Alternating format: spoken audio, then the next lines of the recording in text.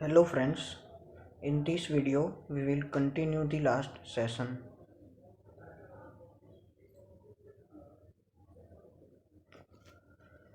Compressed air system components. Compressed air system components में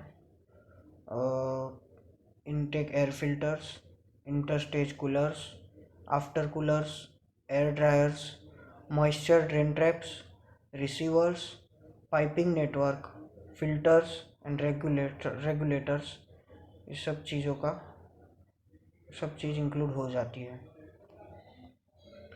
intake air filters ये dust को compressor में आने से रोकता है। It prevents dust from entering the compressor. Interstage coolers ये एयर कंप्रेस होने के बाद एक स्टेज से कंप्रेसर के दूसरे स्टेज में जाती है, उसके बीच में लगता है और एक स्टेज से एयर निकलने के बाद उसका टेम्परेचर जो राइज हो गया होता है उसको रिड्यूस करने का काम करता है और जिसके उसके बाद एयर है जो है वो दूसरे स्टेज में एंटर करेगी, जिससे कि कंप्रेसर का वर्क जो है वो रिड्यूस हो जाता है और उसकी एफिशिएंसी इंक्रीज होती है। इंटरस्टेज कूलर और after cooler generally water cooled रहते हैं, वाटर कूल्ड हीट एक्सचेंजर, जिसमें सेलेन ट्यूब टाइप का रहता है। ट्यूब्स में वाटर फिलअप रहता है और सेल साइड में अपनी एयर रहती है। आफ्टर कूलर्स आफ्टर कूलर्स भी कंप्रेसर अपना काम करने के बाद एयर प्रेशर इंक्रीज करने के बाद लास्ट स्टेज से जो एयर निकलती है उसका भी टेम्परेचर हायर रहता है, तो वो टेम्परेचर रिड्यूस करने का काम करता है और उसका मॉइस्चर जो है वो रिमूव करने का काम करता है। ये भी वाटर कूल्ड हीट एक्सचेंजर ही होता है। एयर ड्रायर्स आफ्टर कूलर के बाद जो मॉइस्चर के ट्रेसिस रह गए होते हैं उसको रिमूव करने का काम एयर ड्रायर्स करते हैं। एयर ड्रायर्स अलग अलग टाइप के रहते हैं। रेफ्रिजरेंट टाइप के ड्रायर रहते हैं, हीट ऑफ कंप्रेशन टाइप के ड्रायर्स रहते हैं। मॉइस्चर ड्रेन ट्रैप्स ये भी मॉइस्चर रिमूवल के लिए काम में आता है और अलग अलग टाइप का रहता है।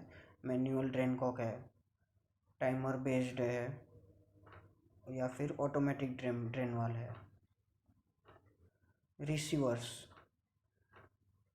रिसीवर्स जो है वो एयर के स्टोरेज के लिए काम में आता है और जो पल्सेटिंग एयर रिक्वायरमेंट है उसको भी ये फुलफ़िल कर देता है, जिससे कि कंप्रेसर का भी वर्क थोड़ा कम होगा। ये कंप्रेस्ड सिस्टम एयर कंपोनेंट का डायग्राम है।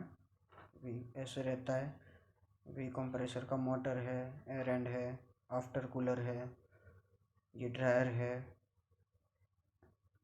एयर फिल्टर, एयर रिसीवर है।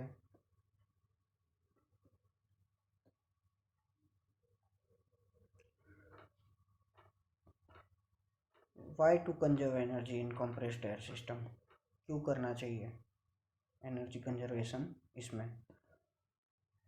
तो सबसे बड़ा जवाब है इलेक्ट्रिक एनर्जी, क्योंकि कंप्रेस्ड एयर सिस्टम में electric energy is the biggest cost. आप लॉन्ग टर्म यूसेज के बाद ऑब्जर्व करोगे, एनालिसिस करोगे तो पाओगे कि भी कंप्रेसर का जो कॉस्ट हुआ उसमें 70% जितना कॉस्ट तो इलेक्ट्रिसिटी का ही उसमें हो गया कंप्रेसर का।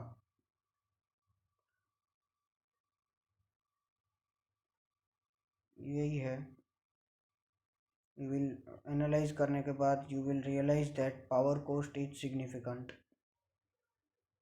इसका इलेक्ट्रिसिटी का कॉस्ट एक ही साल में कंप्रेसर के खुद के कॉस्ट से भी बढ़ जाएगा और यही रीज़न है कि कंप्रेसर में एनर्जी इफिशिएंसी का इन्वेस्टिगेशन करना चाहिए।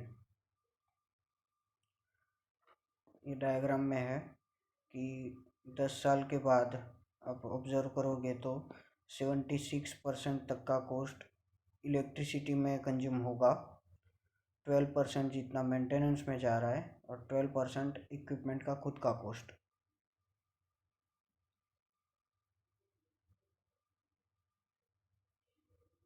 आपको 1 HP जितना एयर प्रोड्यूस करने के लिए 7 to 8 HP जितना इलेक्ट्रिसिटी कंज्यूम करना पड़ता है। इसका कॉस्ट भी मैटर करता है।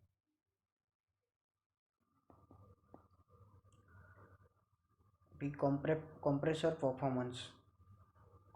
परफॉर्मेंस के लिए फ्री एयर डिलीवरी का कॉन्सेप्ट समझना ज़रूरी है। फ्री एयर मीन्स एयर जो एटमॉस्फेरिक कंडीशन में रहती है। इस स्पेसिफिक लोकेशन वाइज बदलती रहेगी, वेरी करेगी, क्योंकि लोकेशन टू लोकेशन उसका प्रेशर एयर का और टेम्परेचर वेरी होता रहेगा। फ्री एयर का मीनिंग है आप कंप्रेसर में जो एयर ले रहे हो एटमॉस्फेयर से, उसकी जो क्वांटिटी है, जो वॉल्यूम ऑफ एयर है, जो कि कंप्रेसर के द्वारा ड्रॉ हुआ, सक हुआ, और वो वॉल्यूम ऑफ एयर जो बाद में आपने कंप्रेस किया और फिर स्पेसिफिक प्रेशर में कन्वर्ट करके डिलीवर किया, वो वॉल्यूम ऑफ एयर को फ्री एयर बोलते हैं, फ्री एयर डिलीवरी। ये CFM में मेजर किया जाता है, जो कि क्यूबिक फीट पर मिनट, और फिर बाद में उसको उसकी एक्चुअल कंडीशन में, माने फ्री एयर वाली एटमॉस्फेरिक कंडीशन में कन्वर्ट कर दिया जाता है, जो कि कंप्रेस किए पहले की थी। CFM माने स्टैंडर्ड कंडीशंस में उसको मेजर किया जाता है, उसके बाद एक्चुअल कंडीशन में कन्वर्ट कर दिया जाता है। कंप्रेसर की एफिशिएंसी, अलग अलग तरह से अपने कंप्रेसर की एफिशिएंसी मेजर कर सकते हैं। वॉल्यूमेट्रिक एफिशिएंसी है, एडियाबेटिक एफिशिएंसी है, आइसोथर्मल एफिशिएंसी है और मैकेनिकल एफिशिएंसी है। एडियाबेटिक मीन्स जहाँ there is no heat transfer, जहाँ हीट ट्रांसफ़र नहीं होता वो कंडीशंस को एडियाबेटिक कहते हैं। आइसोथर्मल मीन्स जहाँ टेम्परेचर कांस्टेंट रहेगा, जहाँ एज्यूम किया जाता है कि टेम्परेचर कांस्टेंट रहेगा। तो एडियाबेटिक और आइसोथर्मल एफिशिएंसी है वो उसके स्पेसिफिक, चाहे आइसोथर्मल हो तो आइसोथर्मल पावर या एडियाबेटिक हो तो एडियाबेटिक पावर, उसका डिवाइड बाय उसका जो एक्चुअल पावर कंजम्पशन हुआ वो, जिससे अपने को ये एफिशिएंसी मिलेगी।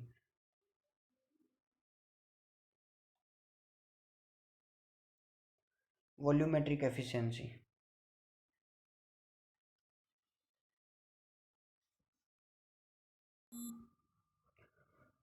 Volumetric efficiency is equal to free air delivered metre cube per minute में डिवाइड बाय कंप्रेसर डिस्प्लेसमेंट, वो भी मीटर क्यूब पर मिनट में, मल्टीप्लाइड बाय 100। ये वॉल्यूमेट्रिक एफिशिएंसी का फॉर्मूला है। फ्री एयर डिलीवर्ड के बारे में अपने आगे डिटेल में पढ़ेंगे।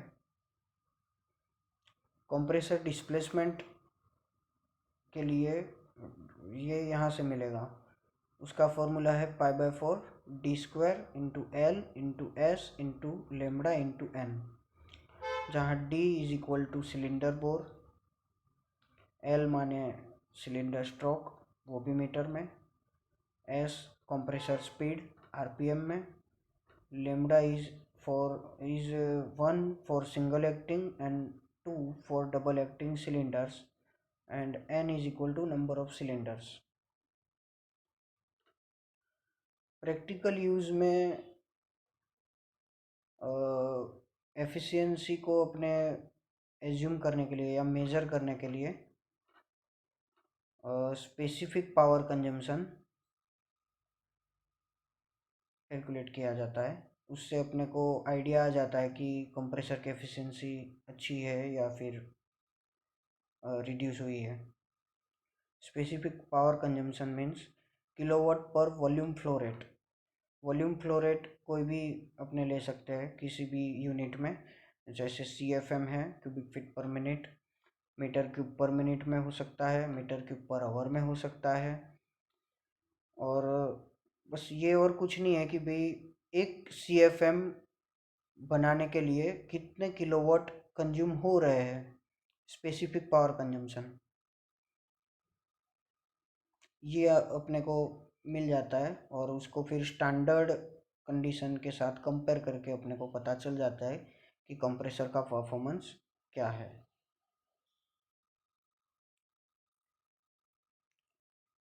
Isothermal efficiency is equal to isothermal power divide by actual measured input power. Isothermal power का इक्वेशन है P1Q1 log R divide by 36.7। P1 is equal to absolute intake pressure kg per centimetre square में।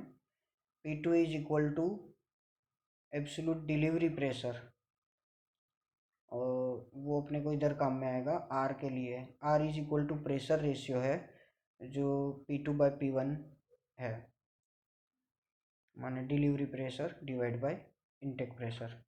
Q1 is equal to free air delivered metre cube per hour में, जो अपने अभी next slide में पढ़ेंगे। Compressor capacity assessment, माने compressor की जो कैपेसिटी है, जितनी कैपेसिटी में अपने लिए है अभी उतना ही कैपेसिटी डिलीवर कर रहा है कि नहीं, वो क्रॉस चेक करने के लिए ये मेथड है उसका वेरिफिकेशन। क्योंकि कंप्रेसर जैसे पुराना होता है, एजिंग के साथ उसकी जो एफिशिएंसी है वो कम होती जाती है, क्योंकि वियर एंड टियर के कारण, या फिर पुअर मेंटेनेंस के कारण, फॉल हीट एक्सचेंजर के कारण, हाई अल्टीट्यूड के कारण उसका जो फ्री एयर डिलीवरी है वो रिड्यूस हो जाता है।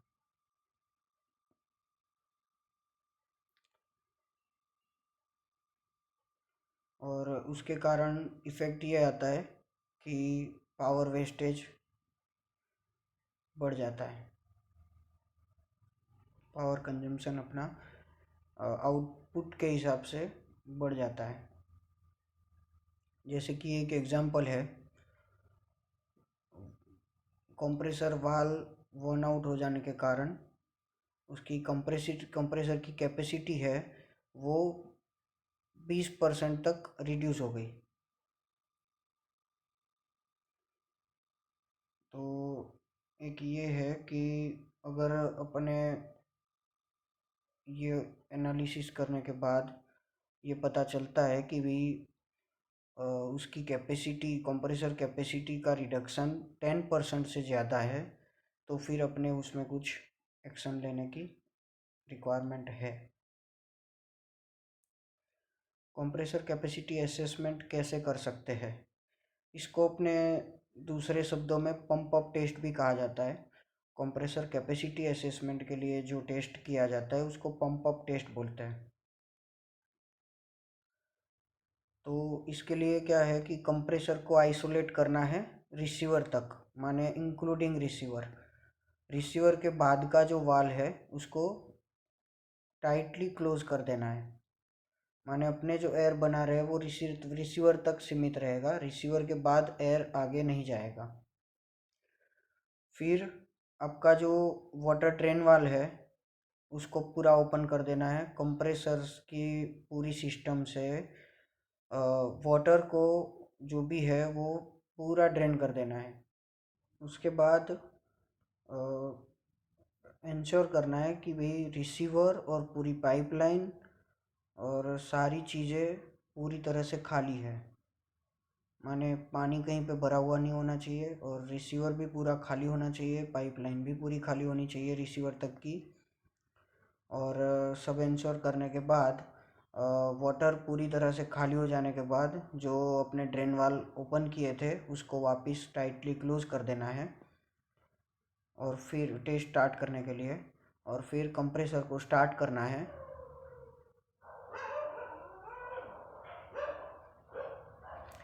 एंड स्टॉप वॉच को एक्टिवेट कर लीजिए, टाइम को ऑब्ज़र्व करने के लिए। फिर ऑब्ज़र्व करिए कि भाई जहाँ तक अपने ऑपरेट कर रहे हैं डिलीवर प्रेशर जो सेट है, नॉर्मल ऑपरेशनल प्रेशर अपना P2, वहाँ तक आने में कितना टाइम ले रहा है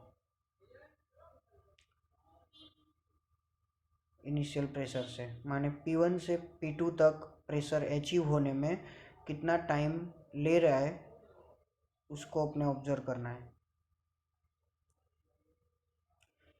ये करने के बाद उसकी कैपेसिटी आइडेंटिफाई कितनी अभी है वो आइडेंटिफाई करने के लिए फार्मूला जो है वो दिया हुआ है, ये रहा। एक्चुअल फ्री एयर डिलीवरी जानने के लिए Q है वो एक्चुअल फ्री एयर डिलीवरी है, is equal to P2 minus P1 divide by P0 into V by T, जो normal metre cube per minute में है। P2 मीन्स फाइनल प्रेशर जो अचीव किया आपने, P1 initial pressure, P0 atmospheric pressure, V is equal to storage का volume metre cube में होना चाहिए, जो कि इंक्लूड करेगा receiver, after cooler and delivery piping, सब मिला के कितना वॉल्यूम हो रहा है वो मेजर करिए, और सबका टोटल सारा अपना स्टोरेज वॉल्यूम हो जाएगा। फिर T means time taken to build up pressure to P2 in minutes, P2 pressure achieve करने के लिए जो टाइम हुआ जो अपने स्टॉप वॉच में मेजर किए हैं वो टाइम मिनट्स में यहाँ ले लेना है। इससे अपने को normal metre cube per minute मिलेगा जो स्टैंडर्ड कंडीशंस में है।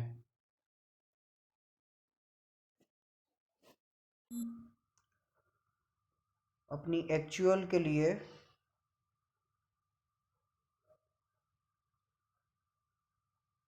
Actual compressed air temperature actual के कंडीशंस के लिए अपने को इसको करेक्शन फैक्टर के साथ मल्टीप्लाई करना पड़ेगा, जो कि अगर अपना T2 जो है एक्चुअल कंप्रेस्ड एयर डिस्चार्ज का टेम्परेचर जो है वो एटमॉस्फेरिक टेम्परेचर से हायर है अगर, तो फिर ये T2 मीन्स एक्चुअल टेम्परेचर और T1 means ambient air temperature, और उसके हिसाब से अपना करेक्शन फैक्टर बन जाएगा 273 plus T1 means ambient temperature divide by 273 plus T2 means actual air temperature. ये डिग्री सेल्सियस में टेम्परेचर है और उसको केल्विन में कन्वर्ट करने के लिए 273 के साथ ऐड किया हुआ है। ये करेक्शन फैक्टर के साथ इसको अगर मल्टीप्लाई करेंगे तो अपने को एक्चुअल फ्री एयर डिस्चार्ज मिल जाएगा एक्चुअल कंडीशन के लिए।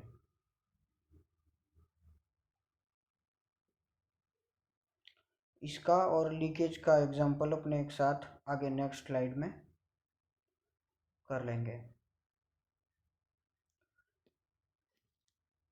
Air leaks and energy wastage, जो एयर लीकेज है वो सबसे मेजर अपॉर्चुनिटी है एनर्जी बचाने के लिए, क्योंकि इधर अपने देख सकते हैं we can see in this leakage is responsible for a 20 to 30% loss in total compressed air.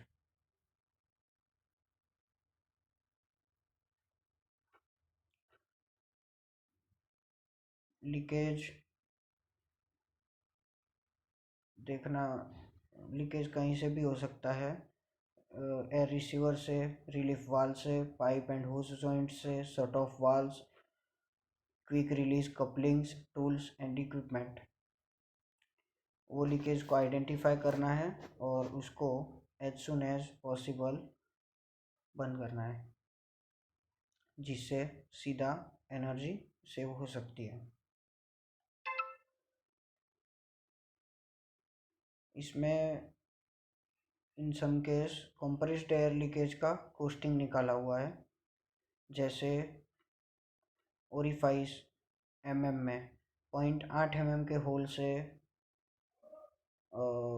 अगर लीकेज हो रहा है कंटिन्यूस, तो उसका जो है किलोवाट वेस्टेड, माने 1 घंटे में 0.2 किलोवाट जो है यूनिट जो है वो वेस्ट हो जाएगा। और इसमें साल के लिए कैलकुलेट किया हुआ है कि अगर सालाना 8000 आवर्स ऑपरेटिंग आवर्स है, तो 0.2 1 घंटे का मल्टीप्लाइड बाय 8000 आवर्स, और पर यूनिट का कॉस्ट 5 रुपीज़ है। तो जो किलोवाट आवर आए वो यूनिट को ₹5 के हिसाब से फिर मल्टीप्लाई किया, तो 8000 रुपीज़ पर ईयर का एयर लीकेज के कारण अपना रुपीज़ वेस्ट हो रहा है, वो एक होल से। जैसे अपना लीकेज जितना ज़्यादा हो, जितना ज़्यादा ओरिफाइस का होगा उतना ज़्यादा वेस्ट होगा। जैसे अगर 6.4 का अपना ओरिफाइस से लीकेज हो रहा है एट 7 बार, ये सब 7 बार प्रेशर से किया हुआ है, तो 12 किलोवाट आवर वेस्टेज होगा, 12 यूनिट पर आवर। और सालाना इस हिसाब से गिने तो 4,80,000 रुपीज़ का पर ईयर वेस्ट होगा, ये एक ओरिफाइस से।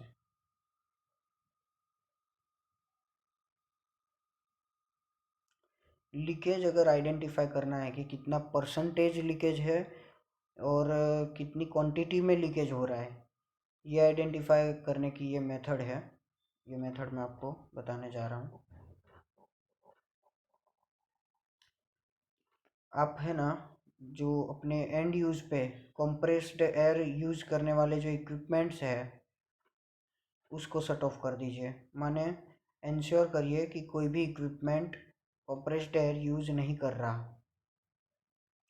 फिर कंप्रेसर को रन करिए, सिस्टम को चार्ज करिए मशीन तक, पूरी एंड यूज़ तक सिस्टम को चार्ज करिए। एंड यूज़ वाला इक्विपमेंट है वो एयर यूज़ नहीं कर रहा, पर कंप्रेसर से लेके जहाँ इक्विपमेंट है वहाँ तक का पूरा सिस्टम जो है वो चार्ज करिए। और अपने जो भी ऑपरेटिंग प्रेशर है उस सेट प्रेशर तक का, वहाँ तक प्रेशर सेट हो जाए वहाँ तक चार्ज करिए। फिर जैसे 7 बार है, 7 बार प्रेशर अपना सेट हो गया, 7 बार ऑपरेटिंग प्रेशर अगर हो अपना, तो 7 बार तक सिस्टम को चार्ज कर दीजिए। उसके बाद ऑब्जर्व करिए स्टॉप वॉच से कि कंप्रेसर जो है वो लोड या अनलोड हो रहा है, उसमें कितना टाइम ले रहा है वो। लोड में कितना टाइम लोड में रह रहा है, और अनलोड हो रहा है तो अनलोड में कितना टाइम हो रहा है।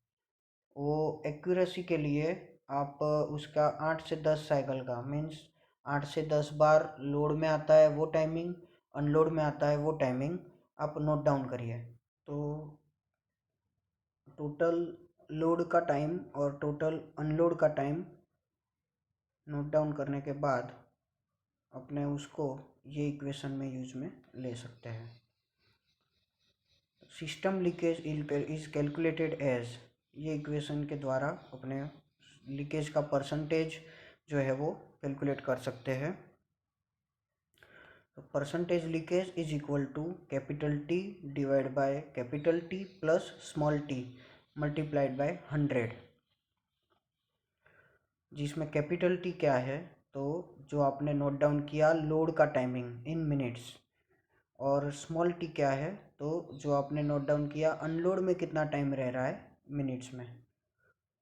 उसको ये इक्वेशन में डाल के 100 से अगर मल्टीप्लाई करेंगे तो आपको जो मिलेगा वो परसेंटेज है लीकेज का।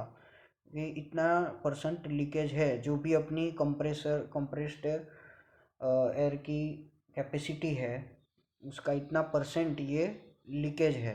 क्योंकि अपना एंड यूज़ इक्विपमेंट जो है वो तो एयर यूज़ कर ही नहीं रहा था, पर वहाँ एंड यूज़ तक इक्विपमेंट तक जो अपने कंप्रेसर से लाइन द्वारा एयर जा रही है, उसमें से जहाँ जहाँ फिटिंग्स है या जहाँ से भी एयर लीकेज हो रहा है वो इतना परसेंट हो रहा है, वो फिर अपने बाद में आइडेंटिफाई कर सकते हैं। अगर आपको क्वांटिटी में जानना है कि कितनी क्वांटिटी में लीकेज है, तो ये एक यूनिट ले लिया आपने, मीटर क्यूब पर मिनट में जानना है, तो कुछ नहीं करना, वही इक्वेशन है, capital T by capital T plus small T multiplied by 100 के बदले कैपिटल क्यू और कुछ नहीं है, अपने कंप्रेसर की कैपेसिटी है, जो कि मीटर क्यूब पर मिनट में, कि अपना कंप्रेसर कितने मीटर क्यूब पर मिनट का है, या कितना मीटर क्यूब पर मिनट का कैपेसिटी का अपना कंप्रेसर है, उसको इसके साथ ले लेंगे तो अपने लीकेज की क्वांटिटी पता चल जाएगी कि भाई इसमें से इतना मीटर क्यूब पर मिनट अपना जो है क्वांटिटी वो लीकेज में वेस्ट हो रहा है। इसका भी अपने एग्जाम्पल के साथ ज़्यादा कॉन्सेप्ट क्लियर हो जाएगा। ये अभी नेक्स्ट आ गया अपना एग्जाम्पल। इसमें अपना पंप अप टेस्ट और लीकेज टेस्ट दोनों का ये एक ही एग्जाम्पल में काफ़ी अच्छा प्रैक्टिस हो जाएगा।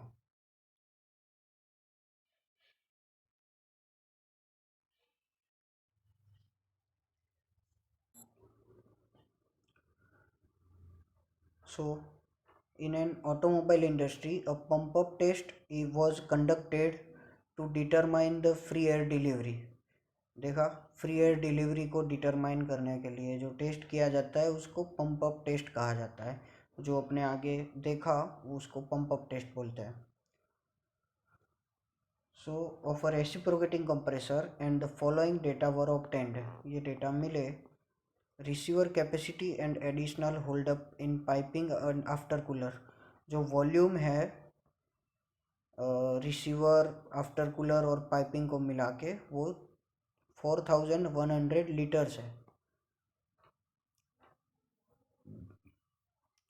Initial pressure 1 kg per centimetre square gauge, final pressure 8.5 kg, atmospheric pressure 1.026 kg, ambient temperature 32 degree Celsius, final compressed air temperature 52 degree Celsius, compressor pump up time 65 seconds.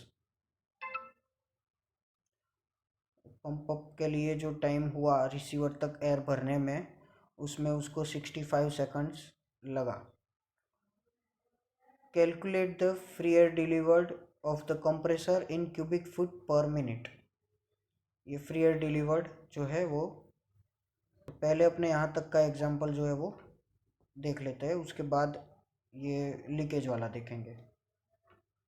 तो फ्री एयर डिलीवरी वाला जो equation था, Q is equal to P2 minus P1 upon P0 into volume V by time T, और उसका जो correction factor भी नीचे आपको बताया था मैंने कि अगर आपका final compressed air temperature ambient temperature से ज़्यादा है तो फिर ये करेक्शन फैक्टर से मल्टीप्लाई करना पड़ेगा, 273 plus T1 divide by 273 plus T2 degree Celsius. तो अभी अपने पास जो जो पैरामीटर्स है उसको एक बारी देख लेते हैं। इसमें ये जो दिया हुआ है ये अपने पास फॉर्मूले में कैसे बैठ रहा है। जो P2 है अपने पास, उसने फाइनल प्रेशर दिया हुआ है 8.5 kg, P1 जो है इनिशियल प्रेशर भी दिया हुआ है 1 kg, P0 है एटमॉस्फेरिक प्रेशर दिया हुआ है 1.026 kg, वॉल्यूम V जो है सारा फिलअप करने के बाद इसने जो दिखाया हुआ है 4100 लीटर्स। अभी अपने को फॉर्मूले के हिसाब से चाहिए मीटर क्यूब में वॉल्यूम, तो ये लीटर्स को अपने मीटर क्यूब में कन्वर्ट करेंगे डिवाइड बाय 1000। सो 4100 लीटर्स जो है वो अपने लिए हो गया 4.1 metre cube. Time taken pressure P2 achieve करने के लिए मिनट्स में अपने को चाहिए। एग्जांपल में दे रखा है 65 सेकंड्स, जो कि आप 60 सेकंड्स माने 1 मिनट, तो 65 सेकंड्स मीन्स कितने मिनट वो करेंगे। तो आ जाएगा 1.0833 मिनट्स। फिर ये अपने को एम्बिएंट टेम्परेचर इसने दे रखा है 32 degree Celsius and final compressed air temperature 52 degree Celsius. तो अपने पास अभी सारा पैरामीटर्स है, तो फ्री एयर डिलीवरी अपने आसानी से निकाल सकते हैं। P2 ये सब जो अपने देखा वो अभी कुछ नहीं, इक्वेशन में डालना है। 8.5 minus P11 divide by P0 1.026 volume, और टाइम, वॉल्यूम जो है वो मीटर क्यूब में, टाइम जो है वो मिनट्स में, बस वही ध्यान रखना है। और ये 32 प्लस 273 305 हो जाएगा, और ये 325। तो अभी इसका फिर कैलकुलेशन करेंगे तो अपने को सीधा मिल जाएगा 25.96। ये जो अपने को मिला वो मीटर क्यूब पर मिनट में मिला, क्योंकि अपने वॉल्यूम जो है वो मीटर क्यूब में रखे थे और टाइम जो है वो भी मिनट्स में रखे थे। तो ये जो अपने को फ्री एयर डिलीवरी मिली वो मीटर क्यूब पर मिनट में मिली। अभी इसको अगर अपने को कन्वर्ट करना है क्यूबिक फीट पर मिनट में, क्यूबिक फीट मीन्स फीट का क्यूब। अभी 1 मीटर में आता है 3.28 फीट, तो 3.28 फीट का क्यूब करेंगे तो अपने को क्यूबिक फीट मिल जाएगा क्यूबिक मीटर से। तो इसका सीधा मल्टीप्लाई किया क्यूबिक फीट से तो अपने को मिल जाएगा 916 CFM, जो भी क्यूबिक फीट पर मिनट में होगा। इसका कन्वर्जन जो फॉर्मूलास है कि एक यूनिट से दूसरे यूनिट में कन्वर्ट कैसे करने का और उसका कॉन्सेप्ट क्या है, वो मैं वीडियो के लास्ट में इसके साथ तीसरे पार्ट में आपको बता दूंगा। तो अपने को अभी ये फ्री एयर डिलीवरी मिल गई इसकी जो अपने को चाहिए था। अभी कुछ नहीं करना, अपना कंप्रेसर कितना मीटर क्यूब पर मिनट का या कितना CFM का है और ये अपने कितना मिला, तो वो दोनों के बीच में डिफरेंस क्या है उसका परसेंटेज निकालेंगे तो पता चल जाएगा कि कितना कैपेसिटी रिड्यूस हुआ है या कितना परसेंट रिड्यूस हुआ है, वो भी पता चल जाएगा डिफरेंस निकालने से।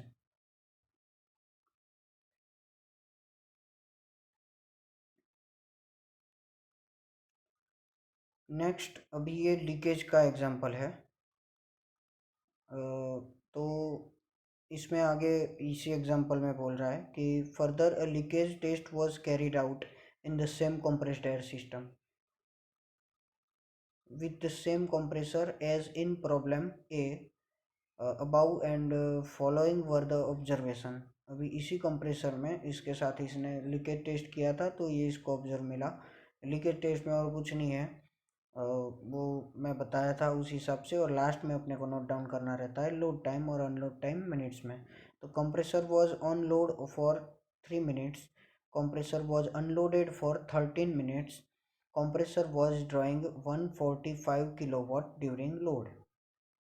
जब भी वो लोड में था इतना मिनट लोड में रहा और लोड में था उस टाइम 145 किलोवाट ड्रॉ कर रहा था। तो उसके बाद अपने को ये कैलकुलेट करने का बोल रहा है, ये 4 चीज़ें, जो कि फर्स्ट परसेंटेज लीकेज इन कंप्रेस्ड एयर सिस्टम, कितना परसेंटेज लीकेज है, कितनी क्वांटिटी में लीकेज है, कितना स्पेसिफिक पावर कंजम्पशन है।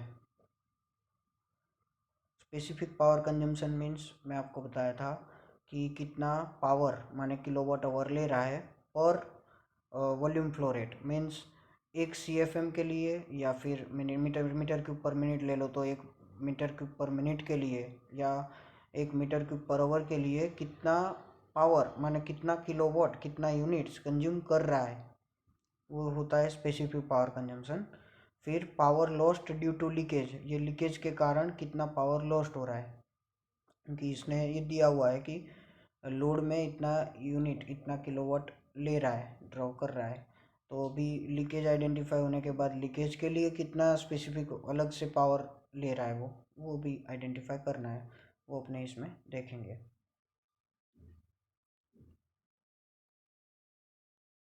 तो पहले तो अपने लीकेज का परसेंटेज निकालना है। तो लोड टाइम इसने दिखाया कि 3 मिनट्स लोड में रह रहा है, अनलोड टाइम 13 मिनट्स है। तो सीधा मिल जाएगा परसेंटेज लीकेज का, सीधा फॉर्मूला है capital T by capital T plus small T multiplied by 100 कर दो। तो लोड में टाइम था 3 और अनलोड में 13, ये डाला, सीधा मिल गया 18.75 परसेंटेज लीकेज है। अभी उसने दूसरा बोला था क्वांटिटी आइडेंटिफाई करो लीकेज की। तो अभी अपने इसका निकाले है, इसी कंप्रेसर के लिए आइडेंटिफाई करना है, तो इसका अपने क्वांटिटी निकाले है कि भाई क्यूबिक फीट में 916 CFM का ये कैपेसिटी है कंप्रेसर का। और इसका अपने को पता चल गया कि भाई 18.75 परसेंटेज जो है वो लीकेज है। इतना जो कैपेसिटी है उसका 18.75% लीकेज है। तो 916 में का 18.75% जो भी क्वांटिटी आएगा वो अपना लीकेज है। तो इसका करेंगे, निकालेंगे अपने 18.75 माने 916 मल्टीप्लाइड बाई 18.75 डिवाइड बाय 100 करेंगे, तो जो भी वैल्यू आएगी वो अपना इतना परसेंट इसका हो गया। तो 171.75 CFM जो है वो लीकेज क्वांटिटी है अपनी। तीसरा इसने क्या निकालने को बोला था, स्पेसिफिक पावर कंजम्पशन। तो देखो ये स्पेसिफिक पावर कंजम्पशन CFM में निकाला है कि भाई अपना बाकी सारा अपने CFM में लिया है, तो पर CFM एक CFM के लिए कितना यूनिट जा रहा है वो आइडेंटिफाई करना है। तो अपना सीधा अपने पास कैपेसिटी है 916 CFM की जो मेजर की अपने। एक्चुअल पावर कंजम्पशन जो है 145 किलोवाट आवर वो अपने एग्जाम्पल में दिया हुआ है। और अपने क्या है कि अगर प्रैक्टिकली है तो वो इंस्ट्रूमेंट से मेजर कर सकते हैं, या फिर जो मीटर लगा हुआ है उसका रीडिंग लेके भी डिफरेंस निकाल सकते हैं कि भाई लोड में कितना यूनिट कंज्यूम कर रहा है। तो ये दोनों चीज़ मिल गई अपने को। स्पेसिफिक पावर कंजम्पशन और कुछ नहीं है, किलोवाट पर CFM। अभी अपने को पता है कि किलोवाट कितना ले रहा है, 145 किलोवाट ले रहा है, डिवाइड बाय CFM कितना जनरेट कर रहा है, 916 CFM। तो 145 डिवाइड बाय 916, तो अपने को सीधा मिल जाएगा कि भाई स्पेसिफिक पावर कंजम्पशन 0.1583 किलोवाट पर CFM, एक CFM के लिए इतना किलोवाट आवर कंज्यूम कर रहा है। और ये रेशियो अपना जो स्टैंडर्ड है उसमें कितना होना चाहिए, जैसे सेंट्रीफ्यूगल कंप्रेसर अगर हो तो 0.12 रहता है, इसमें 0.14 या 0.16 रहता है। तो ये बराबर है या फिर कम है ज़्यादा है वो अपने इसके साथ कंपेयर करके कंक्लूड कर सकते हैं कि कंप्रेसर क्या है, डी रेटिंग है, डी रेटेड हो गया है कि फिर बराबर एफिशिएंसी दे रहा है। लास्ट इसमें कैलकुलेट करने को बोला था power lost due to leakage. अभी लीकेज के कारण स्पेसिफिक कितना पावर लॉस हो रहा है अपना, तो ये आइडेंटिफाई करने के लिए लीकेज की quantity multiplied by specific power consumption. अभी अपने को स्पेसिफिक पावर कंजम्पशन तो मिल गया है कि भी एक CFM के पीछे इतना किलोवाट वेस्ट हो रहा है, मतलब जा रहा है, इतना जा रहा है।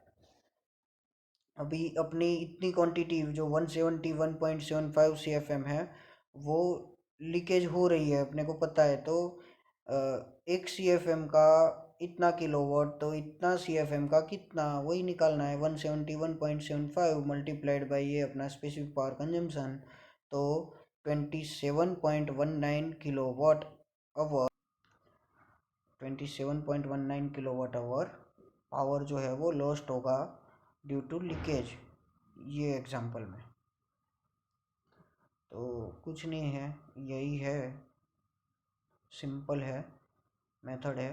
जिससे अपने प्रैक्टिकली फ्री एयर डिलीवरी माने कंप्रेसर की कैपेसिटी है उसका असेसमेंट कर सकते हैं पंप अप टेस्ट द्वारा।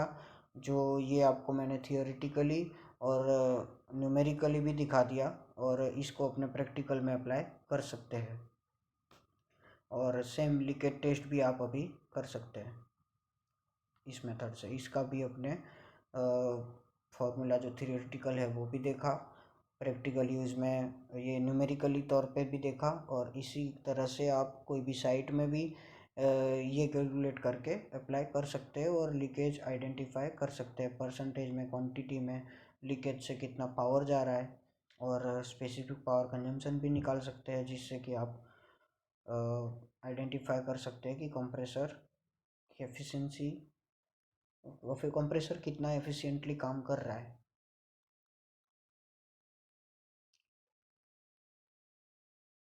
बस तो आज के लिए इतना ही।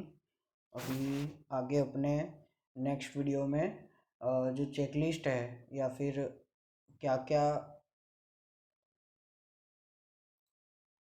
पॉइंट्स है, चेक पॉइंट्स है जो अपने ध्यान रखना चाहिए, और जिससे कि एनर्जी एफिशिएंसी मेंटेन कर सकते हैं अपने कंप्रेसर में, उस रिलेटेड नेक्स्ट वीडियो में देखेंगे। Thank you.